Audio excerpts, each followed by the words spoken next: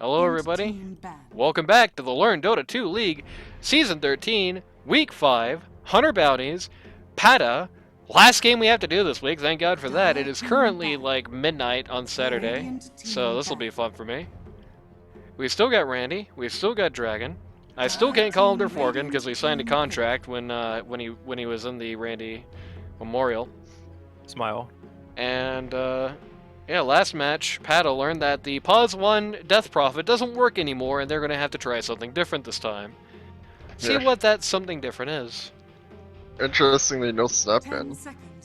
Yeah, again, they let the snap through, even though I feel like that was probably... Like, is Shaman that big of a concern, honestly? I definitely wouldn't agree with that. Especially considering we don't really know. I think Shaman is very strong. Especially like against certain heroes, can get even more strong, but I don't know. Maybe the snap is more concerning. No, I would definitely say, like, I think the best Shaman game in the world is nothing like that guy's average Snapfire game. It's like betting that they won't run it again or whatever. Bad. They run it every time it's up. This is why you look at the tapes, kids. Especially because, like, when you're playing a hero that you're like comfortable on, you're also gonna you have better awareness, one, and number two, you also like see opportunities to use defensive items. Like I saw him use the defensive items last game. I'm pretty sure that's just because he doesn't have to focus on his hero mechanics. Right. Dire team pick. Oh god, Magi! The most boring support pick in the world. Yo, did you run any Ogre mid in FHTL this season? I didn't play an FHDL this season. What? I thought you did. No, no, you're an 82L. Do you run any Ogre Magi mid in 82L? Dude, I wished my captain was like literally like, you're only allowed to pick these heroes. If you pick anything else, I won't pick it for you. Got ironic. Nice. Hey, you want to hear some underground backstage? You didn't hear this from me, even though we're on a live recording, and you obviously heard it from me type stuff. Second most boring support pick, by the way. And a instant Naga. They do not want Gotham to be banned. They learned. Yeah. Gotham are a real puzzle. Wow. The backstage is, I heard that there's a team that formed an 82L specifically to upset you personally. So look forward to that. Oh, no, I'm dodging the season. Yeah, I know the team. That's the London team or whatever. Yeah, they literally are just like, they sandbag themselves to get into Archon. So yeah, it's like, it's really cursed all around. Damn. So you're dodging the fight. I mean, to be fair, I was kind of already dodging because, like, you know, I'm on a break. You know, I'm kind of washed right now. So like, I wasn't planning on playing the season anyway, and so like, I wasn't playing anyway. But like, that makes it all more reason why I wouldn't play. Like, this is just like, it's like literally they're just breaking the rules, you know, to play. Got a hoodwink up here. So they are not going to be doing the Snapfire again, which is interesting. I guess they don't want to see it against Naga Siren. Like, that is a pretty bad... Like, she just kind of walks kind of close to it. Yeah. I mean, it's definitely a matter of, like, how you can position yourself, but I do think you need to sacrifice your team fight slots, so I do get it. It's interesting. Because I do feel like in a lot of these situations, you get the counter pick out, and then the guy still picks the comfort hero anyway. Man, just like a true heal, you know, you get the fight, you immediately dodge. Typical dragon, you know what I'm saying? Smile. Radiant team ban. No Viper. I guess they didn't want to have two breaks on this team.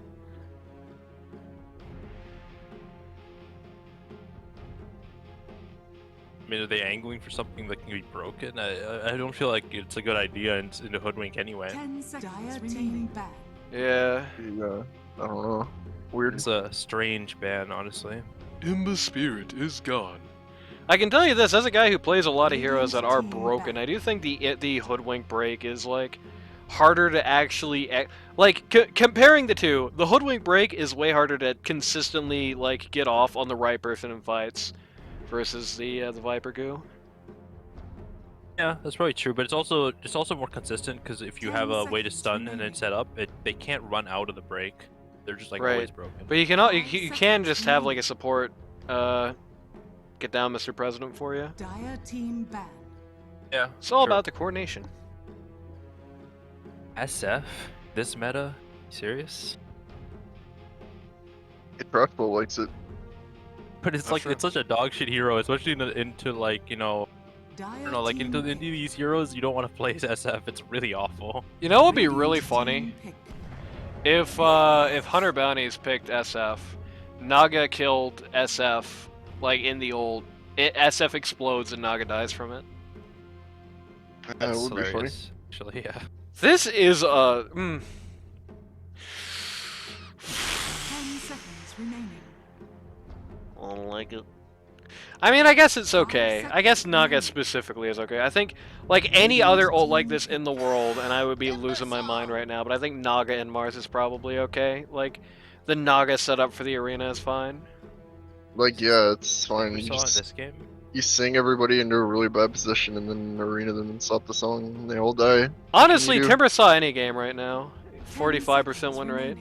Yeah. All it tiers. Just, it feels really awful in a Naga where you just burns all your mana and then you're just kind of a walking creep at that point. Right. And you can't really escape from arena either. I mean, Timber Saw's a creep no matter what he Yes. does. Yeah, it's true. But it's like especially bad in this game, I feel. And I don't mean like he's like a melee creep. I mean he's a weird guy. He's Wow. he's the one the Radiohead song was written about. That's a good reference. Sure. If we if we get Sponsors for today's Yeah. today's episode, Radiohead. Radiohead, yeah. If we get 1 million likes, then I will sing a cover of Radiohead's Creep as Timber Saw. This is not a Okay. promise, this is a threat. Kunkka. I like the Kunkka here. I really like the Kunkka pick actually. If he positions himself well and times his abilities well, he can really screw up this this scenario they got going in here. Yeah. Like, if he Torrent Storms ahead of the Naga ult, it wastes a Naga ult, basically, unless it's defensive. Like, they can't use Naga ult to set up when the Torrent Storm's going, because it's just like, Mars walks in and then just gets owned a million times. You can't set up arena and they're just gonna die. I like the Kunkka pick, I think, as much as I don't like the Timbersaw pick here. Tell you another hero Timber doesn't like, by the way, is Jakiro. No finessing needed. No fine precision needed for Jakiro to stun Timbersaw. Just lay a flat path perpendicular to where he's going, and he will get caught.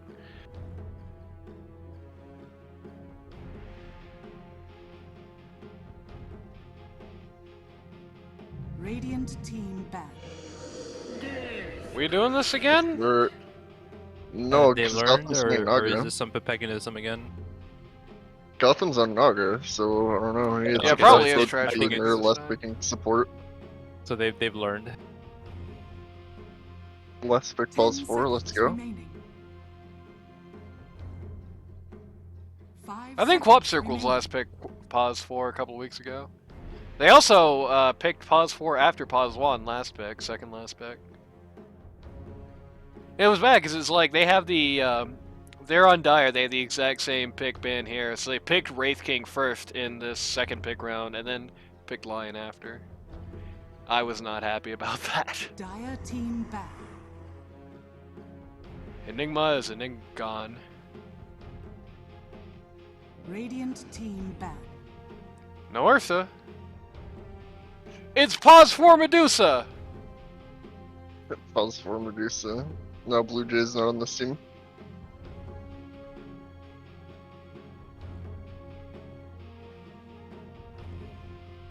Ten Tuh. seconds 9. remaining.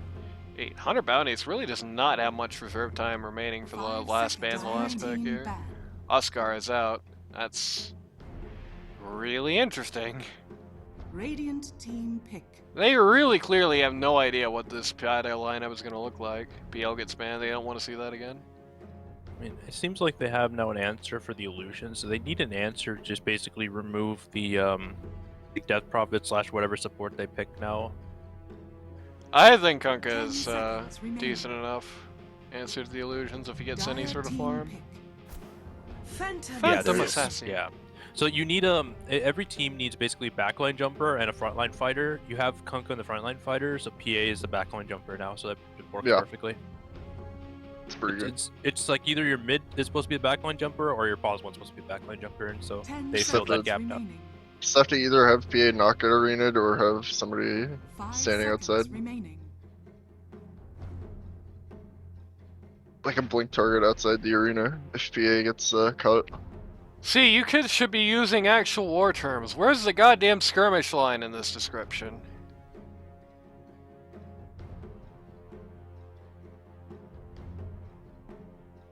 See, this is why our cast is important. We're gonna be bringing good, wholesome terminology to Dota 2. If there's one thing I can do by the end of my life, I hope we eliminate the word triangle from the Dota It's dictionary. not gonna happen. I know it's not gonna happen. Yeah, we don't mean anything, that's the issue. But, like, I hope one day we get 1 million subs out of nowhere, so I can A, sing Creep as Timbersaw, and B, campaign against the use of the word triangle to describe that area in Dota. I mean, it's a triangle. What can you do? It's an offlane jungle, for God's sakes.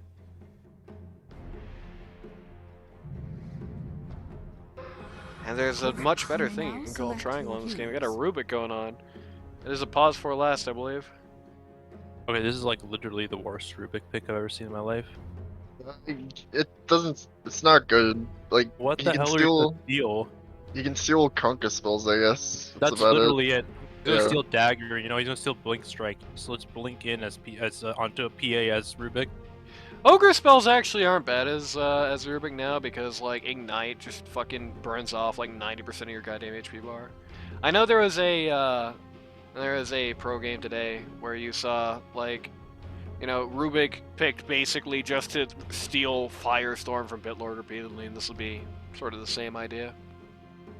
Yeah, I mean, I think like Firestorm though, it's a big thing is like you literally can just use it like so low cooldown, and it just does so much damage in like a huge AOE, and also it has 3 purposes. You know, it has like that zoning potential, the push lane potential, and also just a team fight potential. So like it's a huge spell, right? But like there's no equivalent in this game to make it worth like just picking for one spell. Right. Yeah, it's true. I do think it's a solid compliment. It's not a great Rubik game, but I think this is like a serviceable enough Rubik game if you do it right. I just think Nothing like, more you know, than there's serviceable. This is like a not 5 out of enough 10. utility. I don't know.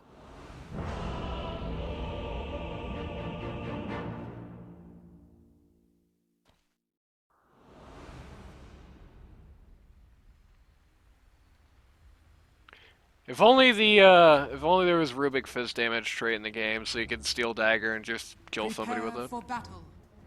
True. For a second, I thought PA was on crack and immediately queued up a Lotus Orb. That's not exactly what happened. That's a Battle Fury. Yep. Gunka just going to stack bracers today. Right-click Not quite as Kumpa. good as stacking Knolls, but it's pretty good. Right-click Kunkka in this particular game, I think is going to be really strong. Pretty much, well, if there's one thing 4 of 5 of these guys have in common, physical damage brittle. Trashboat, you know, the DP can heal a lot, right? But she has to be able to heal a lot. Like, she can survive a lot of damage if she's able to get the Spirit Siphons consistently going, if she's able to pull in the Exo at the right time. If you have a high alpha damage, especially a high alpha damage combo like the Kunkka and the PA, who's able to really sort of stack that. Wait a minute. Laser on pause 1? What the hell? Anyway, if you have Kunkka and PA, sort of at the same time here, who can sort of both be these like huge bursts, and DP really just does not have a great chance to survive these fights. The battle begins. And it's not stuff that cares about BKB much either. Going 2 for 2 on the runes here. Funnily enough, both sides get their rune evaded. Poop back in his standard role on pause 3. That's Ray Bebe, I believe. I think we can check this very easily. Let's find out. That's not Ray Bebe. Okay, that's I don't not think. cool.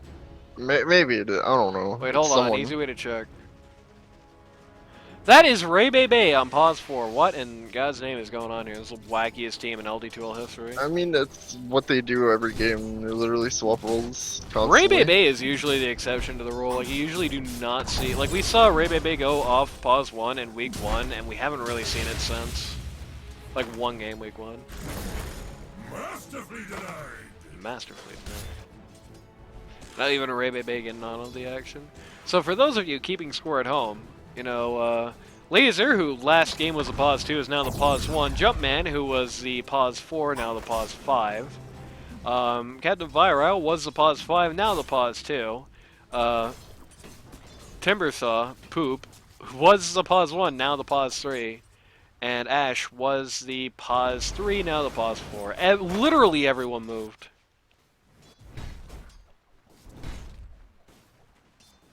My thanks will come later, when you least expect it.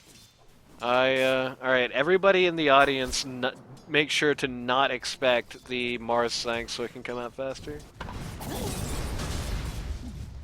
Cranberry Sprite, #1 pick in the league. Yeah, that's true. Did you hear about the fact that Cranberry Sprite was a first overall pick? Really? Yeah. He has no idea why. He doesn't even know Meph, as I understand it. Just think, that could be you next season. Next season, if you show up, Dragon first pick. It could Dude, be you. last time I got first picked in a tournament like that, I remember it was like Dota U. It was a Dota U tournament a while ago. We fucking lost. It was also because I had a 3-hero pool then. I usually like my trees to myself, but I'll make an exception. Timbersaw looking real low in this lane. This is not a lane Timber really wants much to do with. Timber has to expend mana to even show his face against Naga Siren until his passive is completely maxed, basically. Really not a great matchup Obviously, for him. Jakiro's gonna bother him. Right. Jakiro doesn't mean quite as much. Still pretty bad, but not quite as bad. Your reactive armor does sometimes turn what he does into your favor if it comes out the right way, but like the Naga, no, that sucks. Not a good matchup for him. Poor Cranberry Sprites, Sav just got eliminated. You know, a friend of mine who clearly does not know what Sav is once asked me what I thought Sav tasted like, right? What do you think Salt tastes like? So now I'm gonna pass the question on to you, Dragon. What do you think Sav tastes like? I have no idea. Just a big tub of aloe vera, right? I guess. I don't know. It's just like you just chugged like foot lotion or something. So I'm sure that's just fantastic. If any of you in the LD2L sphere have chugged foot lotion, please let us know in the comments section. And then explain why. It's kind of cracked toward Winkstone, but doesn't matter. Yeah, Timbersaw cannot really capitalize on it as this turn. He does not have a point in his queue, and I mean, frankly, he shouldn't. If he gets a level in his queue, then he unlocks the ability to occasionally, potentially, maybe think about killing Jakiro at the cost of literally never getting elasted again. I mean, he might get a. Okay, he's gonna get Killing first blood. Jakiro. Yeah, Jakiro's there you go. Jakiro just kind of not really minding the positioning that well there. I think if Jakiro is not in a pretty perfect position for Timber, it just doesn't go down there. Rubik is also going to go down. If poor Cranberry gets his support picked off. Yep.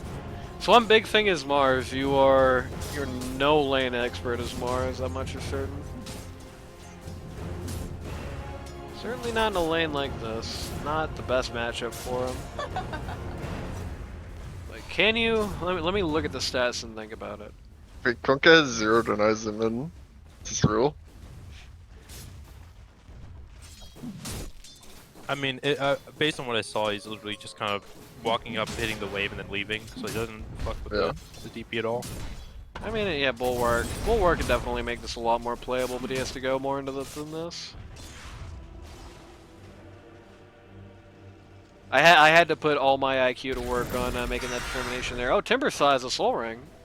I hope we get to see the point in the game where Timbersaw soul rings and kills himself again. He wasn't the one who did it last game, for the record. That was Cranberry's Pride, but it was funny. Cranberry.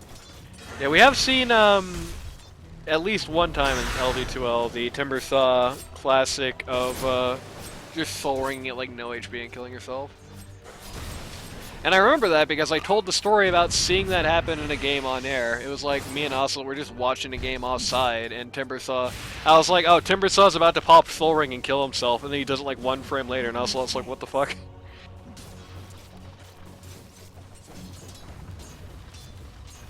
Laser taking a bit of a beating here. Yeah, Kunka's 0 last hit moment. Or not 0 last hit moment, 0 deny moment. Oh. Yeah, very different there. He's doing fine, all things considered. I mean, it's like something like a 2 to 3k MMR difference or something. And, you know, the guy is by absolutely no means a mid main. I don't think he is not a mid main, he is not a mid expert, he is not even a mid-season veteran, he is just a mid guy. Yeah. Really no different than just like sending, I don't know, Randy mid. Well, I actively avoid mid, so it's a little That's true. different.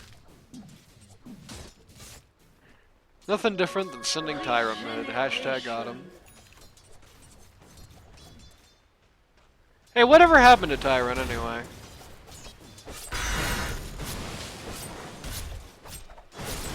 A good I'm push. pretty sure he's like just chilling. I think. You talked to him earlier today. He's he just composed a new music piece, so. Chilling. Nice.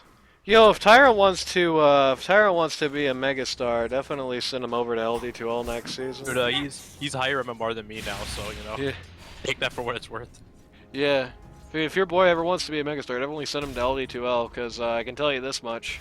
If he goes there, like I said, and any mid who goes to LD2L next season is going to be treated like a god. Like, even if Trash Bro comes back into the pool, it's still going to be the case.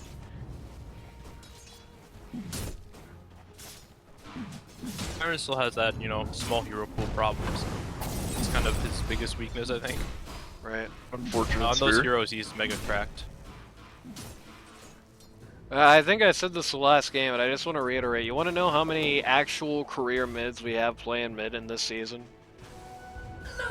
2, I think. 3, and 2 of them are captains. Radiant structures are fortified. Well, actually, US Danny just rotated mid this week, Yeah, it so is. now it's 4. Are fortified. He was playing 1 for his team, and Balladek was 2.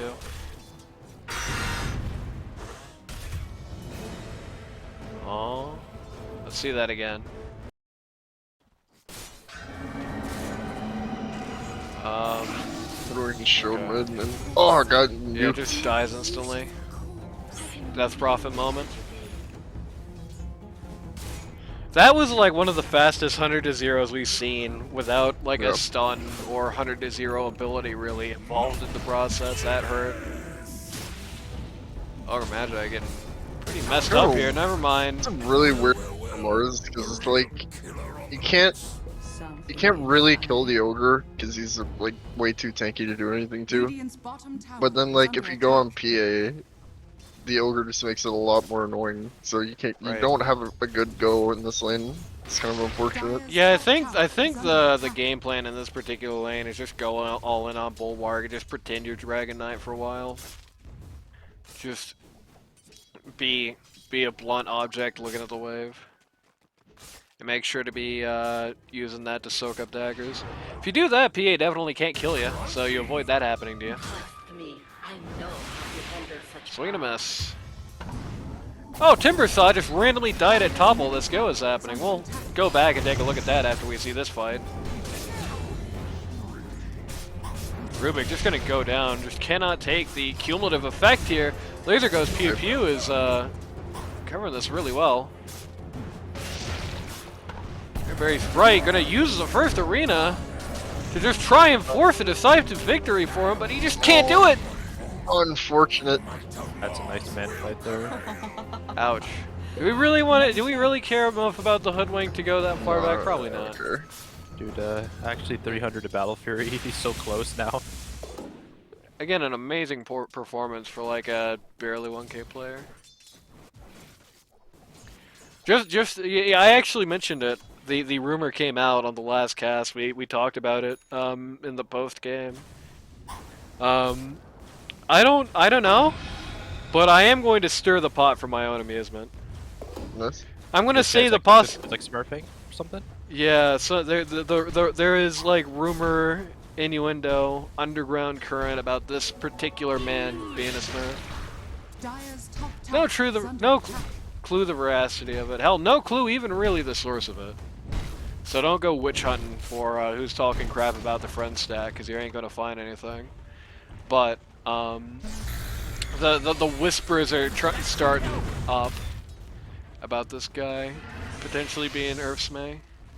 Dire's And like I always see this, like people basically are just like, oh, it's we lost to it. It must be a smurf. And it's just like, Keep in mind, by the way, The that thing is there that- already was a ban for smurfing this season. Yeah, it's like a Herald player who's like drawing with players that are like 1 to 2K over him at mid.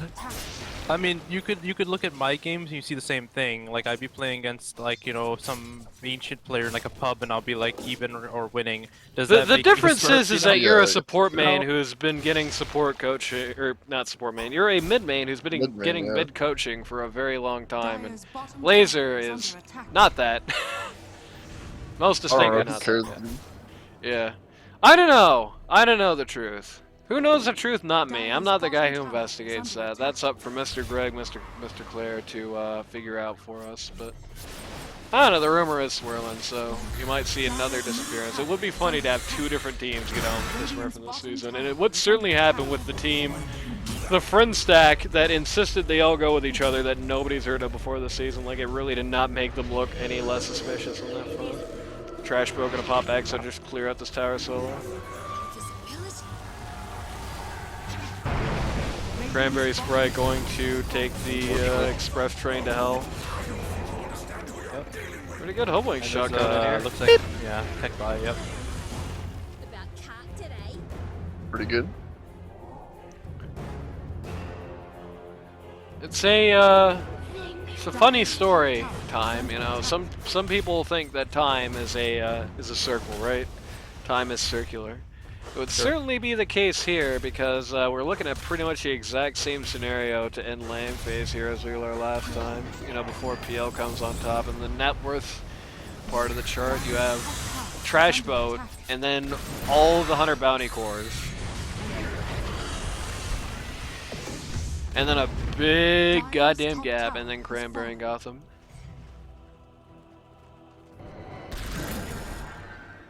Timbersaw just narrowly avoiding a silence there.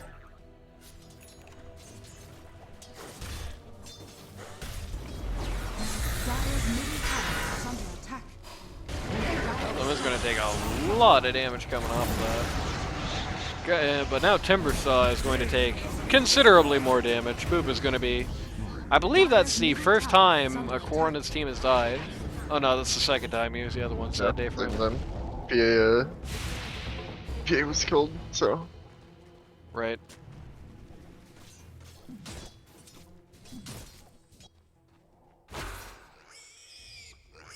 Big pull. Once Well, if again, anybody- this PA is getting pretty much uncontested farm here.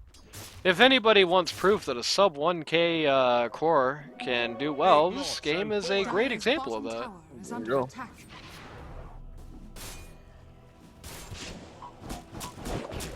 Got ya.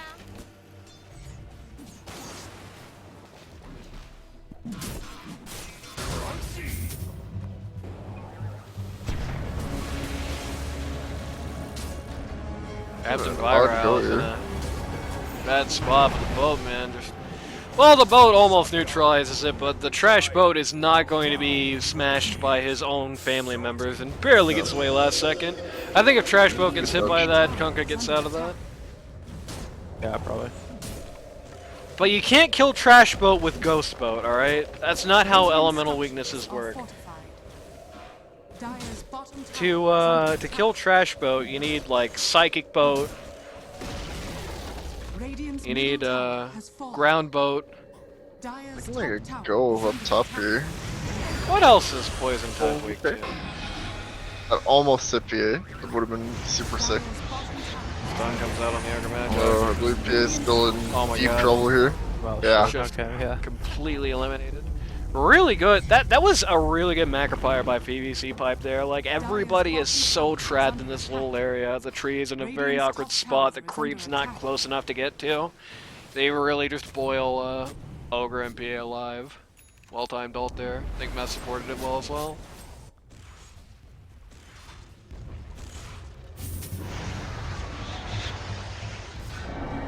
Radiant's top tower is under attack. DB kind of making a mockery of the Kunkka combo there. Yeah. Radiant's Getting rid top of everything tower he has holds fallen. dear.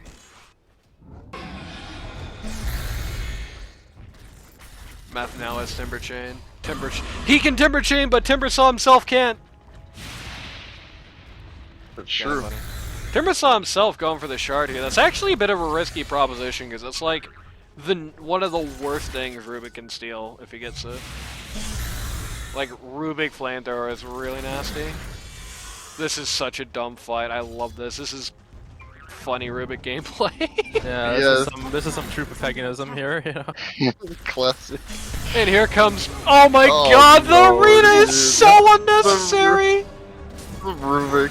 What a They- god. They're not even gonna kill him. They don't kill him here, it's like truly the worst. That's so. I like how both the timber chains miss. This is like making the upper be so rigged. You fool! Trees remaining in existence, you know. What's happening? Oh my god. Cranberry 2 for 2 on the Soul all Ring to check kill it. You're yourself. not all I was waiting for that. They do ultimately take Timbersaw, but I think it would take an insane man to say that was a worthwhile endeavor. Some good comedic Dota right there. It's Absolutely. entertainment. That's it, baby. That's what we want to see here. Rubik trying so hard and getting so far, but in the end it doesn't even matter. Cranberry Sprite pops Soul Ring to kill himself. I mean, in fairness, he was dead in 1 frame anyway, but like, why make it faster? Well, but what are you gonna do? Like, shield bash a Timbersaw for 20 damage? You know, he's got 1,000,000 armor, right? You know, that's physical damage, right? Smile. 2 for 2, Cranberry Sprite on the Soul Ring. Bro, just get arcs, my man. Clearly this Soul Ring thing is not on the Cranberry Sprite agenda. And I think he's done it like a week prior as well. Like, I think I've seen him do that before in this series. There is a time when, you know... Pop quiz, what's the definition of insanity? Wow. Randy going to dictionary.com and finding the actual official definition just to run with Okay. it. This is interesting. This is interesting. Oh, Marv's gonna God, pay for the this. hoodwink. Yeah. The hero gonna pay for this. Haga almost paid for it. That was so much more painful than it needed to be. This should make my life easier. I don't know why Kunkka back there. That was actually hilarious to see the ogre actually walked up in a melee range, clicked him once, and then walked away. Yeah. That was okay, the song. Chad This- moment right there, you know. This is a little late, don't you think? Song of the Song for Ogre Magi? Yeah, definitely. I'm sure he was wanting to catch Kunkka too, but Probably, yeah. Yeah, if it did catch Kunkka, that was definitely worth it, but... Radiant's Well, worth middle it in all tower but is one under regard. attack. PA is free farming this entire time. Oh, don't tell me. Oh no, he bought the ogre club before the mithril hammer. He also sad. bought so he also cursed. bought Battle Fury before BKB, so Kid Dynamite would be pissed. You know, you get BKB that first every game, guys. you get that BKB first, you know, or you just can't do anything. You know, you're controlling yourself. You're never gonna win. Ah, Rubik got the chakra, Dead. He really and knocked then Voidus out, immediately so look, died. he's dead. Immediately died. That was sad. Kunkka moment. Has Kunkka got some right click power on him now, or was that just... No, that was just a casual, just level I mean, he has 4 a silver type. edge. He has a silver edge, but he didn't pop it there, so... It is still a Chrysalis Yeah. behind it, so. Yeah, it's still Damage. crits. No. Dyer's top tower has a really nice Timbersaw item. Yep. Yeah. Exactly what we're gonna have, especially in a game like this where every fight there's some portion where they just spend 19 hours killing him. Might as well make it 20, right? Yep. Oh god, Meph. He is smoking that. Yeah, Man, that's so sad. That man's a captain, okay? And Kunk is a captain too. Shouldn't captains be showing a little more fraternity than that? Isn't that That's it. Radabatos? One dagger and I'm die right there. Never saw Yules in A lot of there just to make Yules it a around little there. longer.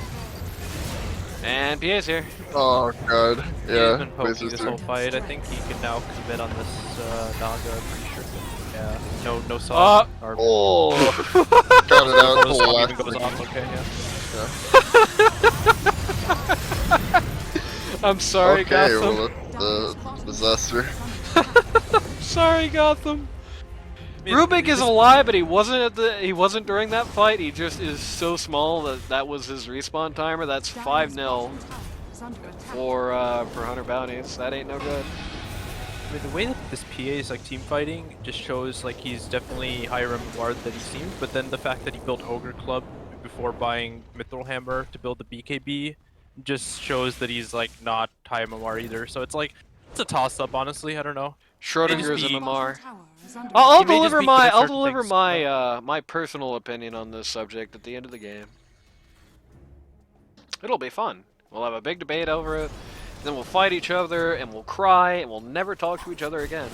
And we're already gonna never talk to each other again, but that's okay.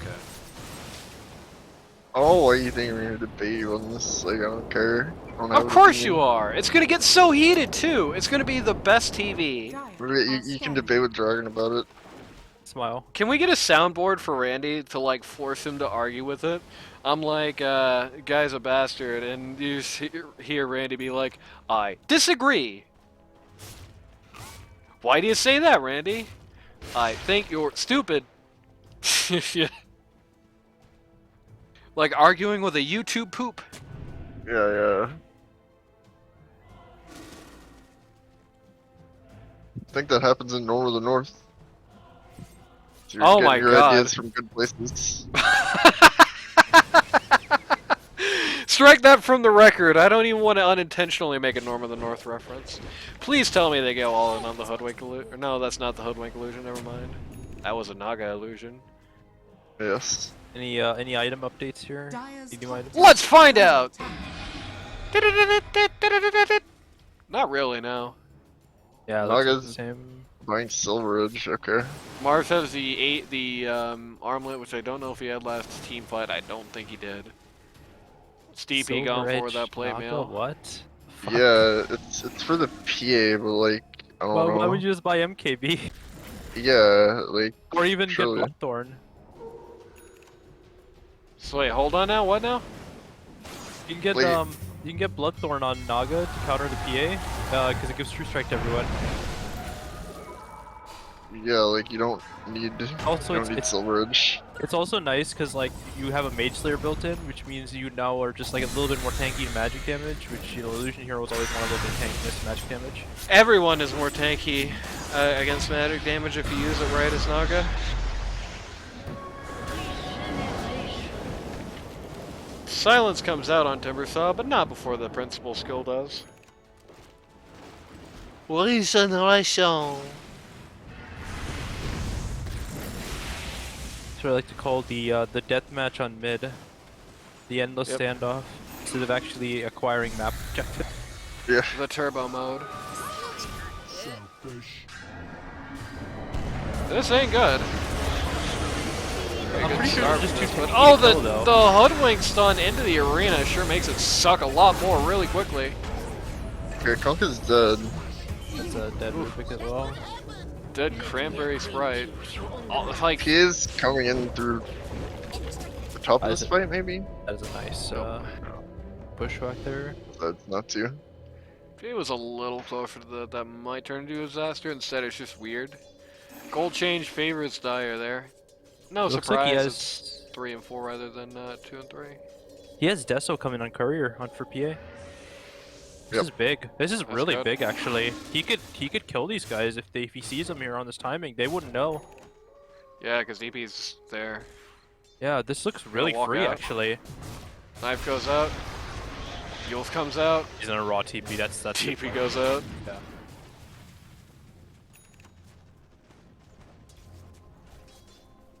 That's pretty big. They don't really have, like, basically they've got one thing that can survive that right now, and that's Mars pointing directly at PA, and it's not easy to just get that to happen 24/7, especially when PA's got Blink and can mess with your, like, even if you somehow could, the Blink, I think, is pretty good at messing with your positioning on that, just getting into a scenario you as Mars don't want to be in. And I guess we're about to test the Bulwark's efficiency here. Doesn't even describe it. Yeah, Spear's efficiency is pretty good. I'm a little surprised she gave up on that. And she figures that the enemy team is playing nearby. Probably. Risk it. Still 9-second BKB as well. The entire Deso got filled up before she hit BKB even once. Just Not part of the filled reason up, why- it got built. Part of the reason why I said that you just buy Mitchell Hammer, because then you see that it's not a necessary BKB, and then you just kind of delay it. Dire's top It's a good tower dodge. is under attack. Unfortunately, Jakiro will not quite be so lucky. Ah! Mars almost just pinned PA to the hoodwink tree. That would have been messed up. Dire's bottom tower is under attack. Meanwhile, while this is happening, Timbersaw just ratting bot. He's getting pung. Let's see who's pinging him. Trash boat. That's the guy, if anybody. Trash boat's going in on him. That was Timbersaw's own Yules. That's a little Yeah, weird. dodge the Q. Dire's top tower is under attack. I think the Is it silence really is worth it though? I probably, think. Yeah. It dodge the silence, I think. Yeah. Dire's top tower. That's a lot of resources to kill a Timber, and they still haven't even killed him. Yeah, they got top T2 while this is happening. And he's still going. He's gone. Yeah. They're done. Alright. This looks like the biggest waste of time in existence. Yeah, And- that was a mega waste of time. Every time Ray Bebe fires the hoodwink ult, Ray Bebe gets a kill. I swear. Radiant's middle tower is under Every attack. single least time hit the hoodwink. Every single time the hoodwink ult, Rubik dies. It's so sad. It's pretty sad, yeah. Poor Rubik hasn't been able to do anything good or ill this game because his cores are just kind of falling apart around him. Always getting, just chasing off Timber. It's very tragic, yes. It's time for Roche, and that's what they're angling for. Everyone check your watch. It's Roche time. Set your watch now if it's out. My watch says like 1 AM or something. It's wrong. Shoutouts to the train.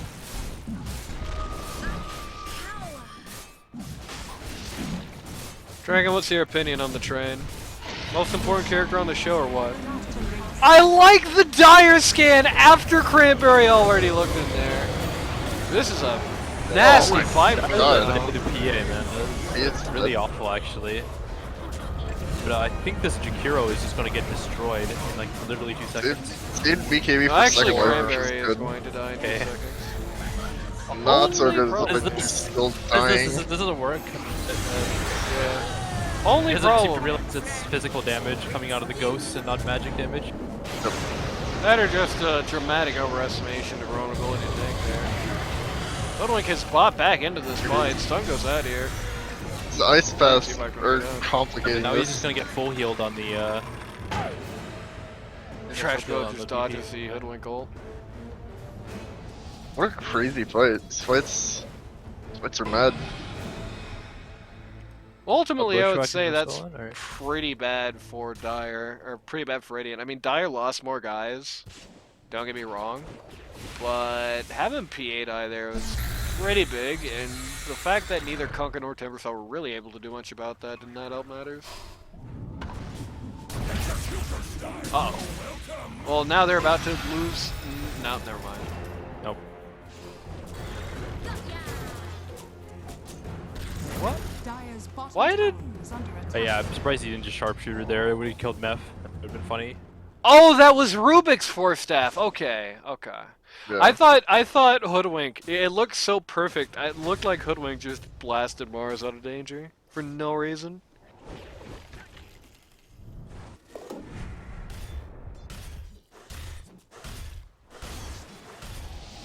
Dire's middle tower is under Timbersaw attack. about to get broken.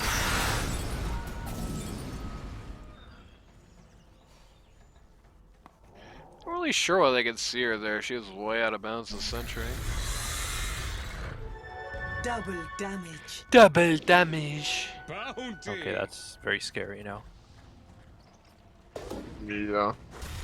4 deaths damage, Hey, by the way. kick by Meph. Meph's dead. Yeah. There you go. Skull Basher Four also shot. has come up. The dagger too, that was Dire's pretty middle cool. tower is under attack. Cranberry Sprite desperately sucking down a salve. Drinking it down to the back line Dire's middle tower as he preps for a defensive effort here. They're down Hoodwink. Hoodwink's actually been a pretty big part of the success of these offensives, so this is a bit more of an ill-conceived push than it might Radiant's look. top tower is under attack. I think maybe they're just trying to force the fight. Like if they come out Maybe. and fight, it would be good for them. But Again, I'm I not just necessarily sure that they're gonna do that. I just like to reiterate, you know, I do think that if there is an Achilles heel in this Hunter Bounties lineup, it is this segment of the game. You can definitely see it here. They're struggling figuring out to what to do, and like 3 of the guys are just not doing anything, just kind of running around at mid, dead air, while thinking, do we push this or not? And the ultimate answer is not.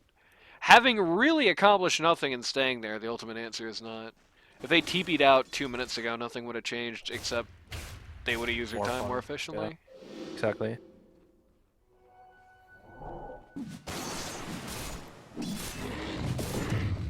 Kunkka looking for AC. I like the implication in the quick buy there. It looks like that Assault Kuros is built with a salve and a clarity. Yeah. Very good. So I'm Okay, gonna this get is. gone on here again. Yeah, he's looking This dead time for he's, some. going to be cut to shreds by his own Q.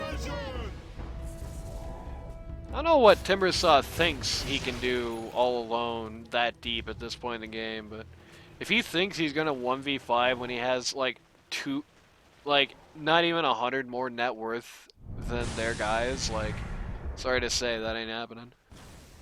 Man must be Dire's drunk structures are and all chatting. Ogre Magi just pinned in the tower.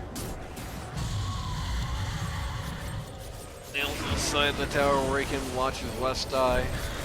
Radiant's middle tower is under attack. Lasers here. Very unfortunate. Out. Radiant's structures I'm not the biggest are fan of this TP here actually from PA. I think you just should be riding bottom tower and then coming back because they can't defend this anyway. Radiant's Yeah, middle it's tower like has fallen. I said this a couple games ago. It's like if you're not going to defend, you shouldn't be there.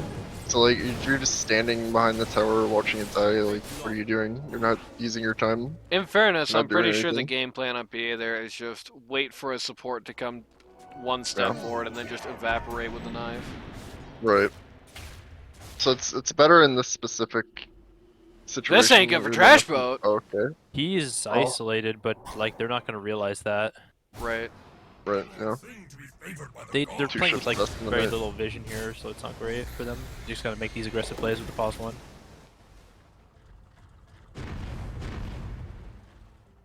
You know Pat's this guy's daddy? You know the Pat he's talking about? Dire's top tower is under attack. No. Because I actually know. do. I'm a broadcast journalist, so I actually have that info. Yeah. The daddy sure. that the Pat that Poop's daddy is Double damage. actually Patrick Starr. Sure has support here. Fortunately, he doesn't have any HP here. That's a This one is- hit right there. That's Okay, a this is a- DDPA. Bro, the song. PVC looks very dead to me. PVC's condition. Oh no! Oh Gotham! Oh Gotham, baby! You just trolled your team, my man. That song was a little bit of a troll, yeah. Fun this way. You win your team fight there. That doesn't happen.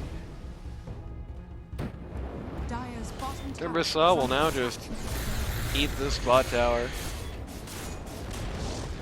Dire's even through the bottom backdoor tower has protection. fallen. Well, I mean, Laser is gonna kill it through the backdoor protection. You know, if you want decisive proof that even a low MMR core can do well in the LD2L, Here's a game where a Herald, like a barely 1k, I think maybe not even that, support is 14-3 Sure. as a 1.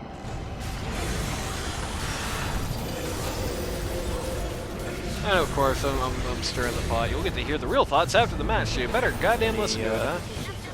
No, unfortunate. So I want to see this rampage here. Silence. Bloodthorn. No, Yeah, Halberd, Halberd. actually. And disarm. Kunkka is gonna randomly die.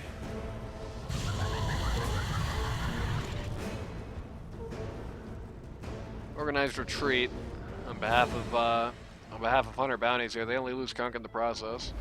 For all they got here, that actually isn't too bad. Forcing the DP forcing the buyback on DP rather, is probably the biggest objective for them this entire game, and doing that in that fight has really taken a lot of the sand out of this hourglass here. It basically comes down to this. So 7 once again, minutes. they have forgotten that the tower is actually the objective, and they didn't actually kill it. Right. 7 minutes. If Hunter Bounties kills Death Prophet in the next 7 minutes, Hunter Bounties wins the game. We were in sudden death again. Like a mini sudden death, I guess, because it still is like only 1 hero on dieback. But Yeah. I mean, it's 1 hero. Well, it's 2 because Jack's also down. Not that matters much, but Dire are it scanning. is 2 heroes here. But on the other hand, it's like their whole team. Yeah, this Naga doesn't really mean anything at this point, and it's starting to look increasingly like she really isn't. It's looking increasingly like Naga's role in this game, even with all this net worth, is just basically to destroy Kunkka as best she can. And that's like this is the Meph. biggest utility build I've ever seen in my life on Naga. It's like something I see Bulldog building in his games for memes. Yeah. Why? Okay. He is destroying people somewhere while this is happening. Yeah, Cranberry Sprite just got wiped off the Radiant's map. bottom tower is under attack. It was a limited time offer, and now it's off the market. Timbersaw is going to angrily look at a tower again. Never mind, he's going to angrily look at this tower. No, he's not going to actually angrily look at neither tower if he values his life. I like the flame just spinning around when he's in Yules while the flamethrowers running. Holy shit, that was about to... T3 is dead. Oh, PA didn't get the BKB out in time for the halberd here. Shakiro, I believe that's the Ghost Scepter reveal. This ain't good, dude. This is super not good. He is so out of position. No, this is never really mind. not good at all. This looked like it was horrific for Trash Boat, but all of Hunter Bounties kind of gave up on getting that kill. I don't know if they really thought through the stakes there. I think if they realized 1 more kill on Trash Boat, it's GG, they probably wouldn't have all headed for the hills there. Hard to say. Timbersaw has finished his BKB, which means he now has the ultimate anti-magic combo of Pipe of Insight and BKB, which I honestly really do not recommend. Like, if you're going to go so far as to get BKB, you probably just shouldn't get Pipe. Yeah.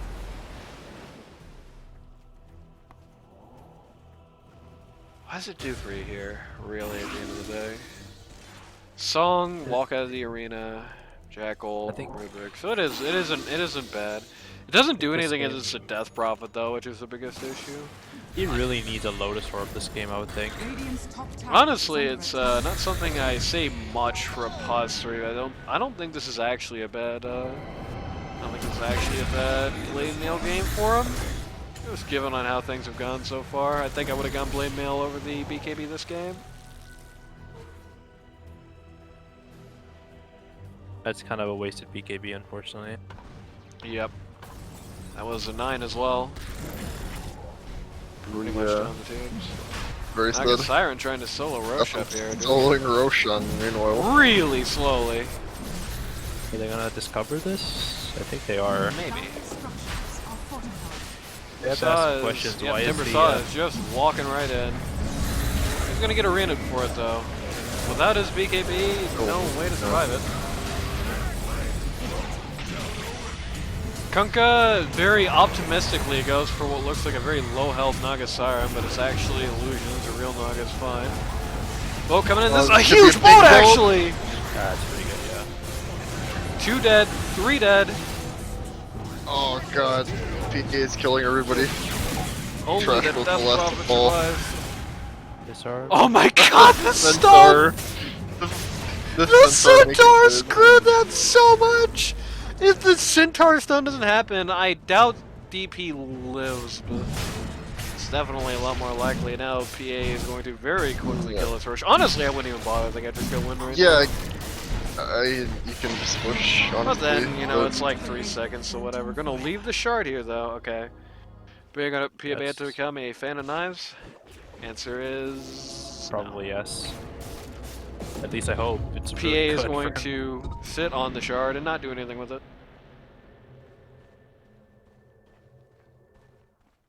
Passive shard, alright.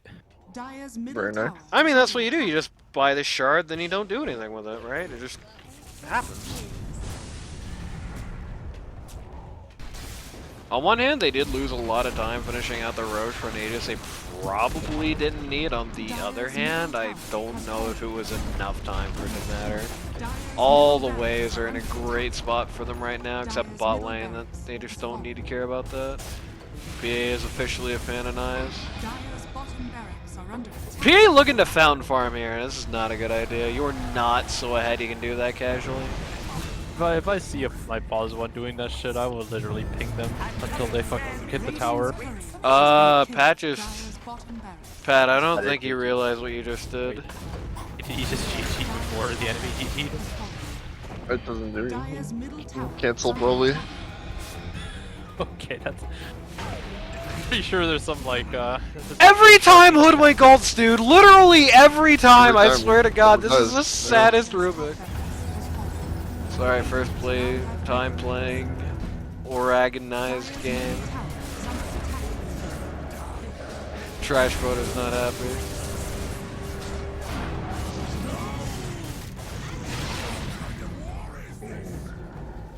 Dire's middle tower is under attack. Dude, these guys are actually like so mad. It's kind of funny. These two teams don't like each other. I mean, they literally like Dire here literally just looking through the game, and then they're the ones like fucking crying in all chat. Ugh. Damn. This guy, you know, Crash was apologize. he's kind of malding because he just got shit on by some like literally 1K player. He's in depression mode. Alright. So, again, I said this when we watched the Hunter Bounty's PMA game a couple of weeks ago. I do think you can show some weakness in victory, and I do think the Hunter Bounty's lineup is showing that same weakness again. If you get a more organized team, I think that's a very, very bad weakness. The inability to close. They have so much trouble getting uphill. They have so much trouble coordinating. They have so much trouble climbing those stairs, buddy. You know, it seems we're singing the same song and dance every week. You can tell nobody on this team watches the cast because they never improve in that department. Every single week, it's the same, like, you know, 5-hour uphill in these games where sometimes they have like a 15 to 20k gold advantage and no reason to get knocked out like that, right? The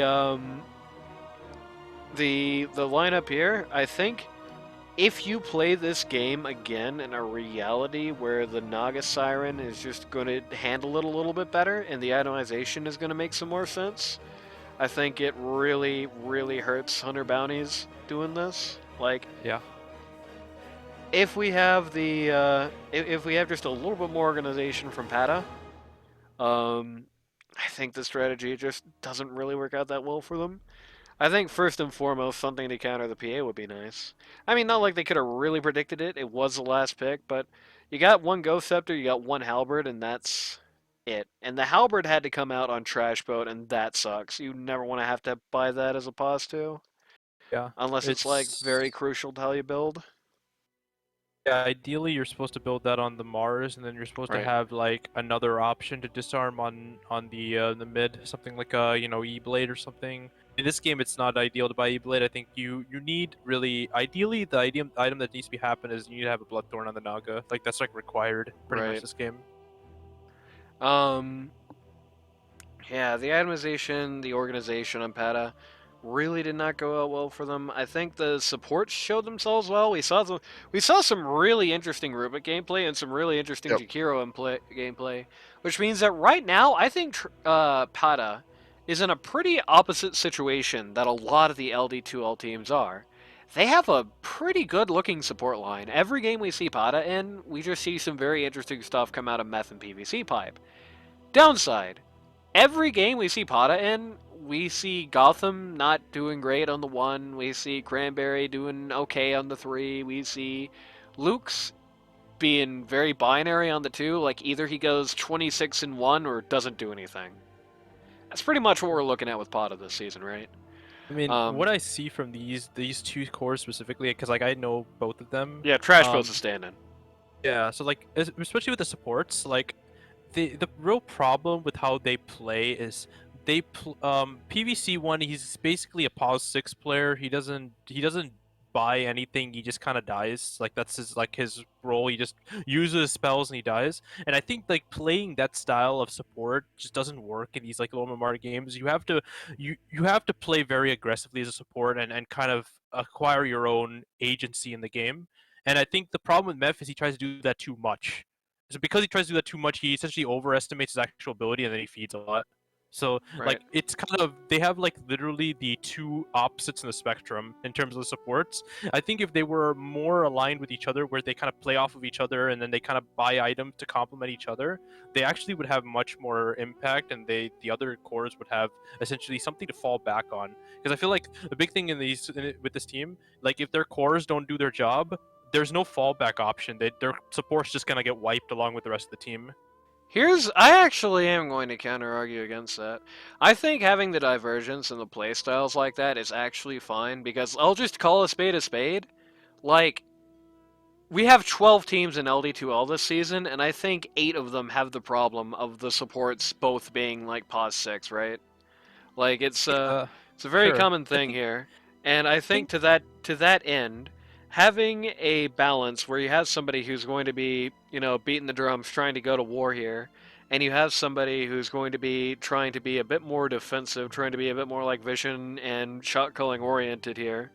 Having them, and PVC Pipe is doing that because we've heard his comms. We heard his comms on the Roche Riders, for example. PVC is going to be trying to play that like shot calling 5, and I think he's solid at it, right?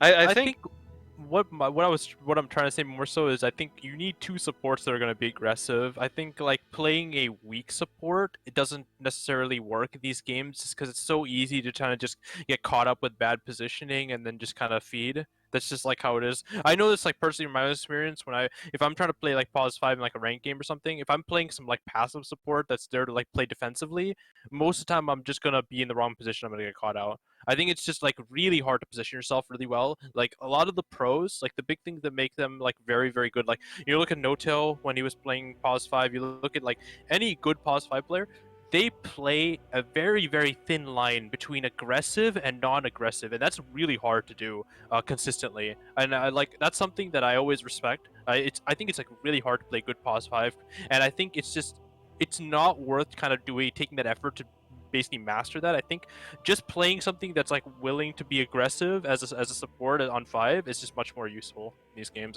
That's basically my take. I don't know. I've seen just a little too much of him being successful in that role in LD2L to really go all in on that take. I think really, I will agree with part of it.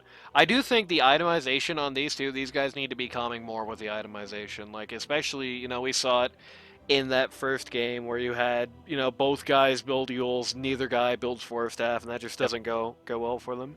If they come more on the itemization, I think it's pretty solid. But like I said, I just, both on this team, because this is a team with a neutral score right now. This is a team who has had successes. I've seen too much PVC succeeding in this regard to go all in on you on that one, I think. I think legitimately, I hate to say it, right now, Pata has a big problem. They don't have a 1. It really feels like they put Gotham on 1, pretty much expecting to be able to just DP1 every game this season. Like he was like, I like to do this and it wins every time. It feels like they drafted him for the 1 on this team to do that, And he can definitely do one otherwise. We saw him do some one back in Season 12. I think we saw him do some one in Mage 1. But, like, he feels really rusty on, like, the Naga Siren in this game. He's got a good number by that little picture of Naga Siren, but he feels really rusty on the Naga Siren this game. He had, like, the song that lost them a team fight, basically.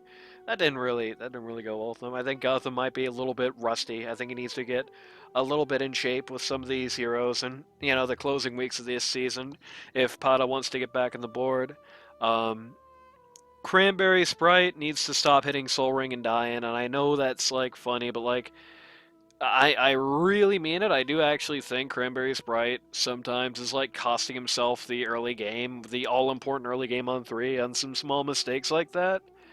And I also think that, like, his hero pool of just 100%, like, raw initiate guys here, like, raw initiate guys plus Dragonite seems to be basically the Cranberry Sprite pool this season. It needs to change. It just needs to change. I feel like so many of these games, they just work better if you have a different utility or if you have, you know, the ability to just spam auras to go, you know, tank God, all that sort of thing. I mean, I said this in the last series, but, you know, imagine how much Timbersaw hates his life in this game. If you have a Wraith back, you can drop the funny totem. He can't hit it. Like, literally, he can't hit it. And so he's losing 35% of his pure damage. Imagine how much PA hates her life if 35% is knocked off her crit roll, so she has to buy minimum one more item, basically, to even think about fighting, for example. Or on the other hand, think about how messed up you got, you know, your life is in this game if you got, like, you know, a Super Halberd builder. Imagine how messed up your life is in this game if you got, like, say, if you got, like, an Abaddon who can purge what you've got going on, like purge off the Kunkka stuff, who can survive through, like, basically the lot of it, because, you know, all of it's pretty persistent stuff. You know, all of it's persistent and predictable. You can tank through it. Imagine a lot of other things. You know, I think he's kind of too stuck in this one particular way, and it's bringing down his performance in this league. Yeah. Anyway. I mean, I also, like, kind of for an extension, sometimes one of the things that offlaners fall in a trap of is they think, like, they're always primary initiation. Sometimes you should draft for offlaner to be secondary initiation, and I think, definitely like, agree. I have done this many times in my own games where I'll basically be like, okay, I'm gonna play some bullshit initiator hero, or I'm gonna play some, like, literal just tank hero. I'm just gonna run in like a fucking maniac, and I'll give full vision of the team fight to my offlaner, and then he basically will carry the team fight. And last season at E2L, we did a few of those comps where I did something like a Bristleback mid, and we had a Mars offlane. And what I would do is I would literally start the team fight off. I would run into 5 heroes. They would use all their spells on me. I would be like 10% HP, but my Mars would come in, get a 5-man arena, hit 2 people. My pause 1 would come in and kill like 4 people. I would die, but their whole team is wiped, and then we take 2 towers off of it. Right. So, like, it's beautiful. Like, I don't give a shit about my life. I just set up a perfect team fight. Now we got 2 towers. Perfect, right? As long as I have, like, if I'm playing like Bristle, for instance, I literally have Hood, Vanguard, and an Axe, and that's all I need. I'll just go and run into 5 heroes, and everyone's gonna have, like, low armor. Everyone's gonna have, like, literally gonna be, they can't move. And then, like, we had in that game, I think we had a pause 1 TA, literally just shows up and, like, 2 shots everybody. They're just all dead. Right. I mean, you can even go the Pyro and TF2 approach to pause 3 and just pick a hero where, like, there's not really an initiate factor to it necessarily. You know, you quote-unquote initiate on the grounds of you show up in a fight and everybody immediately has to start paying attention to you, or, like supports are going to die, or you're going to, like, start soaking up, like, major abilities, right? Where you just you basically, you know, rather than initiating by going in and literally putting CC out on everybody, you go in and, like, in just a very broad, direct, angry sense, you make everyone have to pay attention to you. You make everyone have to think about you. You basically make, you know, any sort of plan the enemy has just had before you went in is now impossible to execute because of, you know, the oh god, what do we do that you've just kind of put into them. Any plan that they just had is now ruined because you've just forced them to completely change their positioning, completely change their order of operations and how they do things. And, you know, you can use that to just stop an enemy from coming in. You can use that to, you know, go in yourself and have like a follow up, have like an Enigma or have like a Magnus or somebody who's not a 3 and is an initiator Yep. come in and, you know, basically do the job for you there. You know, play like a Night Stalker or like a Broodmother would probably be two of your best examples in this. Just go in mass hysteria type. Or even Bristle, same Or shit. Bristle, yeah, you can definitely do it with Bristle. Definitely have some good success there, but either way, yeah. And I did say I would state my thoughts on whether or not LaserGoesPewPew is a Smurf here at the end of the show. And unlike last time, where you know Thirsty Banana, I was a little skeptical on Thirsty Banana, right?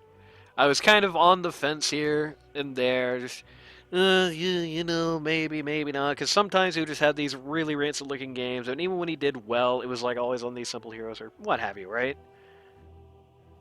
I'm getting the stink alarm. I'm getting the stink alarm on Laser. I don't know, like, okay, it's one thing to like be a support main, right? And I'm pretty confident. Now maybe Laser is actually just secretly like a 1k range like core god, and I'm gonna eat a big heap and plate of shit.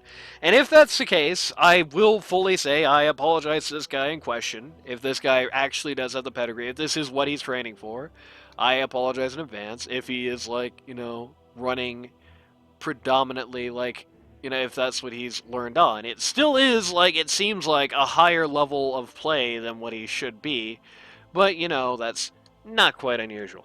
My issue with this guy is not that he's like a support main and then suddenly he rotates mid and he's clapping cheeks of guys like Trash Boat. You know, he's clapping cheeks of guys that are, you know, actual mid mains coming in this season trying to take that lane, alright? Because you know, the possibility exists. It's like, okay, so this guy is just a mid god, right? This guy is just getting the mid coaching. He's getting all his points. He's trying to transition to mid. He's a low player. People aren't giving him a chance. Still support main for now. Like, that's a very believable story. That's a very like viable story for a guy in his MMR bracket. I think that would be difficult to argue with it. But then he transitions to pause 1 and goes 23 and 4. That's a different skill set. That's a different play style. He's doing it on a team with two guys he doesn't even know who are playing off role. Doing it in a game which is like, alright for PA, but I don't think anybody looks at this and says this is the greatest PA game in history, right? By any stretch. I mean, it's like you counter the 3 to a good degree, and you can eat the squishies to a good degree, but like, there's counterplay here to that. And he goes 23, 4, and 7. He gets 368 last hits. He is just 10 down. Okay, not literally 10 down. He's 12 down from a Naga Siren. It's like, I know he lost. I know the Naga Siren lost. But look at the way the farm is distributed on his team versus the way Hunter Bounties is, right? They were giving all the last hits to Naga Siren, all the room to Naga Siren. PA did not get all that room and still got basically as many last hits. While being in so many fights, it's like, yeah, I know PA is a flash farmer. PA isn't that kind of flash farmer. Am I saying that LaserGoesPewPew is definitely a Smurf? No, not by any stretch of the imagination. I just want to say that right here, right now. And if this guy is actually to this degree, if this guy is clean, then god damn good for him. It's going to turn a lot of heads going into next season. But you put that along with the North Korea secrecy that the friend group has going on, like, you know, they only wanted to stack with each other sort of thing. And they're going with, you know, a new captain as well, so it's definitely like the rube to try it on, right? Like, you got the funny friend stack that comes out of nowhere, question mark avatar, hasn't queued with anybody but these guys type account. I don't know. I think there's some red flags. I don't think it's a guarantee by any stretch of the imagination, but I think there's enough red flags on this guy that I do think a call for investigation on a general level is probably appropriate. What do you guys think? I mean, I'm sure that's already happened. Like, Yeah, probably. it's But probably like, already been fucking. Well, brought everybody up. thought that Look was the at- case for Thirsty you know, Banana, didn't they? I mean, I look at laning phase and I just see he just got fed by the enemy team not playing correctly, not really him doing anything special. He was just hitting some creeps, and then stuff happens. He gets a 10-minute battle fury as a result, and then like he just farms off of that, and then he just gets an advantage because Gotham doesn't know what he's doing.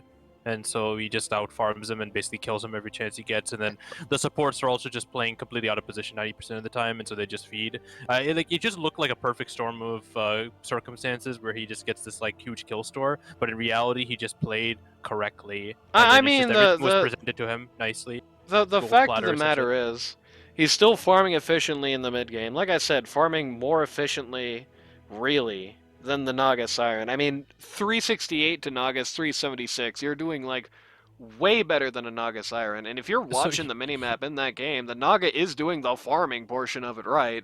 It's not the farming portion that Gotham gets wrong in this game, it's the fighting portion. So And here's this a is also in the counterpoint for this. context of having seen this guy play in other matches as well. So I will say like this is something actually I noticed so I'm helping a guy out like on Dota U, like he's like something like 100 hours played of Dota, very very new to the game. He wanted some help. He was trying to learn mid. I was like, okay, I'll help you. And then he like I should look at one of his replays. He's playing Visage mid. Literally just he's just hitting towers. He's like getting random kills on the map. He's like clearly doesn't know how to micro. He's like kind of fucking up in the micro, but like he's getting kills. He's playing the right places. He's continuously farming. He was literally like I think triple net worth of the guy next to him on the net worth chart or something. And he looks like just like a really obvious Smurf, but he's not. He just knows how, like, he kind of has this instinctual ability to actually know like what he should be doing in terms of like farming and stuff, which was correct. But then these other parts of his game are like really really bad and need to be developed. And I think that's what I see in this guy is he seems to know what he's doing with the farming, but like his other stuff is like really cursed. Like I like his laning looks really messy. I think his like decision making sometimes a little bit scatterbrained. He didn't know that the ghosts do physical damage on Death Prophet. Like there's some like I'm gonna say serious we holes probably didn't BKB for the ghosts. he There's was too still much there standing in tonight. it, right? Like, I don't know. He's just still standing in there. Like if he's a higher ranked player, he's gonna know he's getting damaged by the ghost there, and he's gonna walk away even though he's BKB'd, right? Like it's just like there are certain things I see in his gameplay. They don't look like something you see out of a high ranked player, and then there's certain things you see out of a high ranked player. So those kind of players in my mind, they're probably players that are like they're capable of climbing. But they have serious gaps in their knowledge or serious gaps in their gameplay that are going to prevent them from climbing, and I think that's where he is. Like, so he looks like a Smurf because he has these like things holding him back, but once he fixes those things, he's going to see a huge improvement as MMR. My question is then, therefore, and this is the big one I think to close it. All right, so if you want to say natural aptitude, how come he has natural aptitude for 3 different roles in this game? I mean, like some people are just good Dota players in general. Like I'll say it straight up. Like I've seen it before, right? Like it's just like sometimes you have that like you have people that have this kind of like they've maybe come from different games where it's like similar or something like that, and then they kind of have that ability to kind of draw the connection and then see what they should be doing intuitively rather than kind of being taught how to do it. So I don't know. Like I've seen all of this before, so that's why I'm not super suspicious. But like if this guy is a Smurf, like maybe he's not like super like higher ranked than what he is showing here. I think he's like maximum 2K. I don't see him going being any higher than that. For the record, I checked the MMR chart. His official MMR at the time of sign up this season was 600. I don't know how you have performances like this and land at 600 MMR. Like, at base, surely this is worth 1,000, right?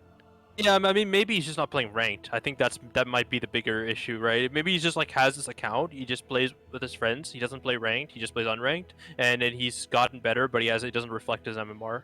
Right? So that's also a possibility. Let's investigate that live on stream, because I can do that, baby. Right. This is going to be the longest post-game in history. As soon as Google Chrome loads, anyway.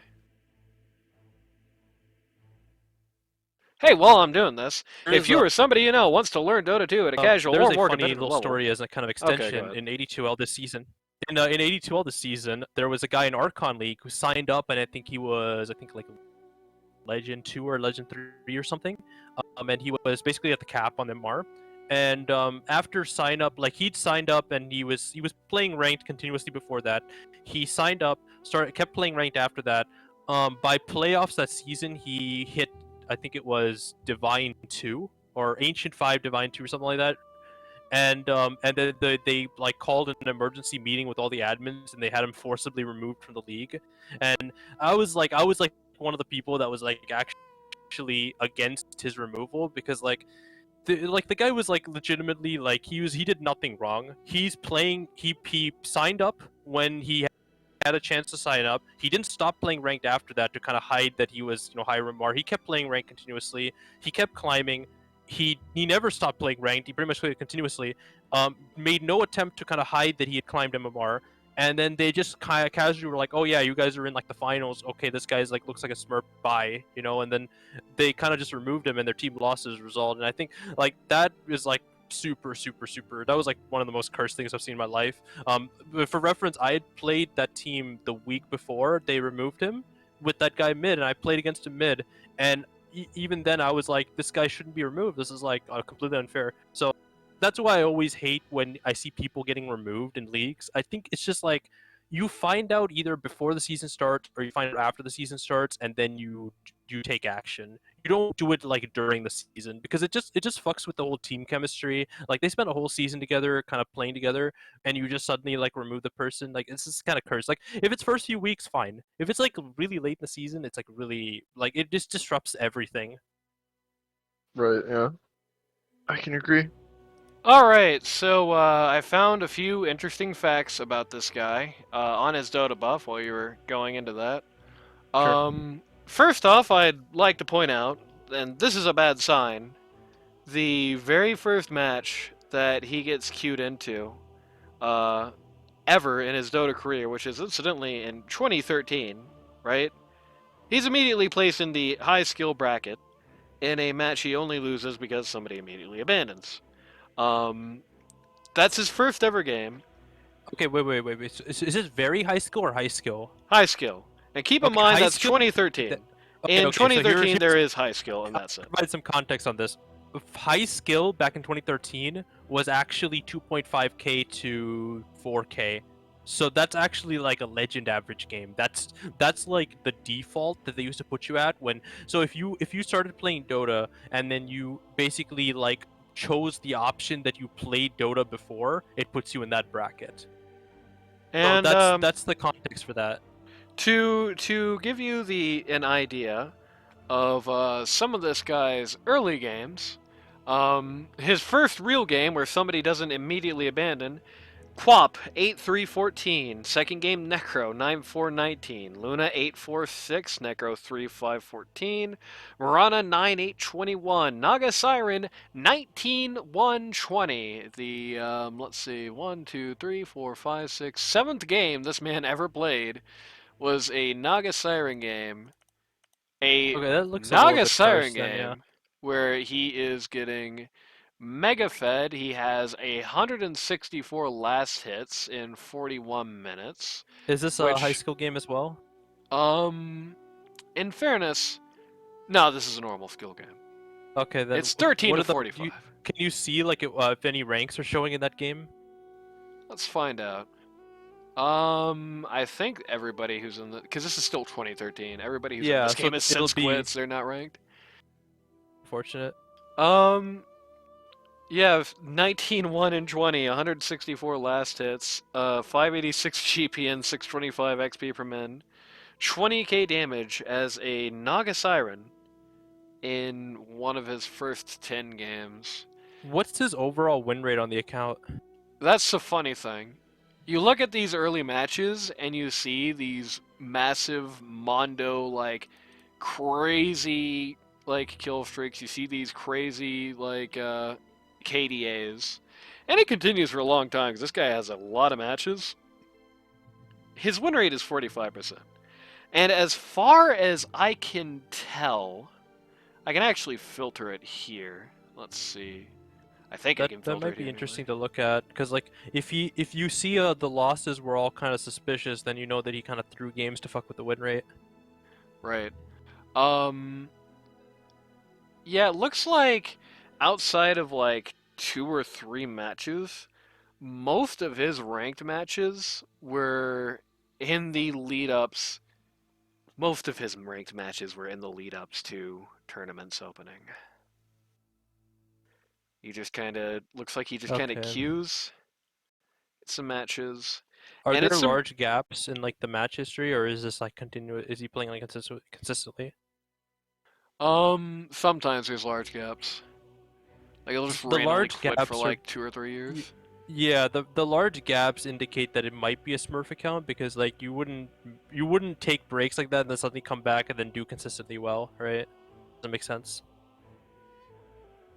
Notably, by the way, when he is losing in ranked games, his KDA suddenly turns to like total feed usually. Like it'll be like he'll do a game and win and go like here's a match from just a couple of days ago, 24 6 and 13, and then he'll lose a game and it'll be like 5 14 7 Huskar, or just like, you know, 072 PL, things of that nature. I don't know. I don't I know. mean, that's consistent with what I've seen from like 2K players. That's what they do. If they Right. if they winning a game, they win big. If they lose a game, they lose big. It's But like it, how it is. but you know, it's just I don't know. The very interesting thing is that, you know, the big death games, they seem to be lumped together. And then the funny thing is, it doesn't always necessarily. Well, when he feeds, it pretty much always works, but it doesn't always necessarily work the other way around because, you know, just randomly sparsed among games that he wins, which always seems to come in blocks for some funny reason. There always seems to be just this one random game where he gets turbo fed and then just loses anyway. So clearly, this guy is on a sine curve of victory and losses. This is forced 48% matchmaking at its best. That or this guy's got a really shifty looking account. I don't know. Like I said, might talk to some people about this. I will encourage you to look into it and make sure I'm not an idiot, because like I said, I am not a I am a broadcast journalist. I'm an honorable guy.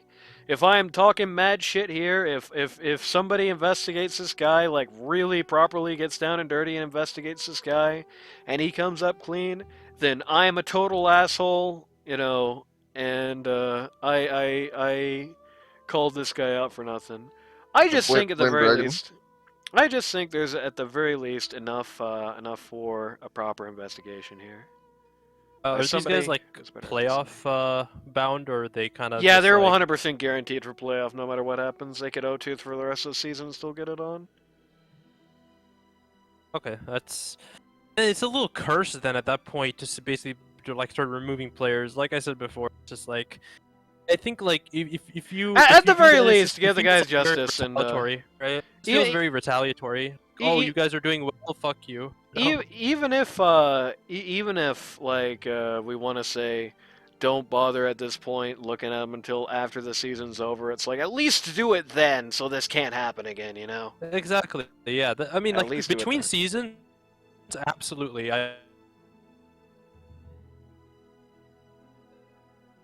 Especially this late in the season, it's really disruptive. Like the overall like kind of tournament structure. Either way, that's it for this time. I can't wait to see you with another 5-hour classic next week. If you're somebody you know wants to learn Dota 2 at a casual or more competitive level, go to ld2l.gg to sign up today. And maybe you'll get to replace this LaserGoesPewPew guy if my suspicions are correct and this guy is smurfing and Buttery Greg just eviscerates him and shoots him into the sun like he did the last smurf. Or maybe not. I don't know. Derforgan, here's your, Dragon, here's your, do you watch the casts tests, right? We're gonna figure out right now if you're watching our show or not. You know, if I recall, you were talking about a sponsor that picked you up recently before the show. Who was talking about a sponsor? I didn't hear Dragon. any of that. Oh, Your Dragon. your Okay. like mic cut out for quite a while. Oh, well, it showed up on the recording anyway. Yeah, what I said was, it's gonna be your test to see if you watch our show. Show which I'm pretty sure I have not. Ooh. I mean, like I said, I did quit Dota, smile.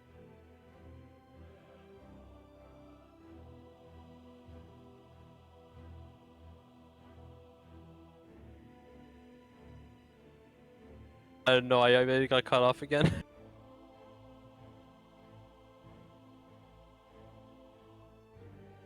Let's see.